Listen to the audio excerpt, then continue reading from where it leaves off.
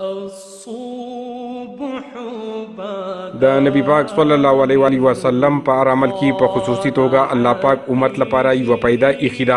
نبی پاک صلی الله علیه وسلم په ژوند کې سو زله اجامه کړی دا. اجامه یعنی د وجود نه ګنده وینه ایستل یو سنت عمل دی. د دې سره په وجود کې پټي او ښکارا یو شمیر ناروغۍ د پکېږي. د هرې ناروغۍ لپاره د وجود په مختلفو برخو اجامه لګولی شي، خو د بد مرغ زیاتره خلک د اجامې د اهمیت نه ناخبره وي. سو کله اګاو د کمیل میل وجي هیڅوک هم د دې د اهمیت نه ناخبره وو. ولې د جدید ساينسي تحقیق وروسته په دې سنت عمل شروع شوی دی او اوس زیاتره خلک په وجود اجامه لګوي، د کومې د استعمال وروسته چې انسان په خپل وجود کې ښکارا پر او روغ صحت محسوسوي.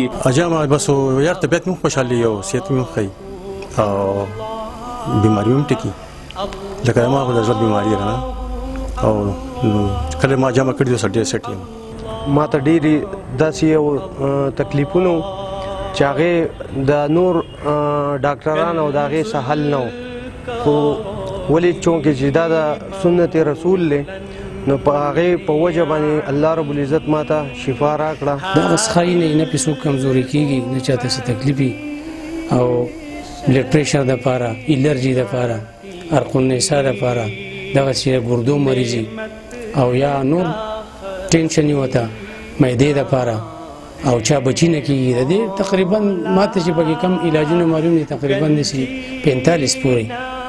نو الحمدلله ډېر خلک پکې الله خم کړه. په اجامه لګولو کې د صفا پیالۍ نوي 13 بلیډ استعمال کیږي، کوم چې د یوې حجامې لپاره په کار راوستي شي. د دې سره د سرمني او غوښې د مین نه ګنده وینه ویستلی شي چې د دې سره د ډیرو ناروغو مخنیوي کیږي. کچېرې موږ په خپل ژوند کې د نبی پاک صلی الله علیه وسلم طریقې اختیار کړو نو د هرې ناروغۍ په ښه شان مقابله ممکن ده. عمران زریاب، خیبر نیوز، مالکان.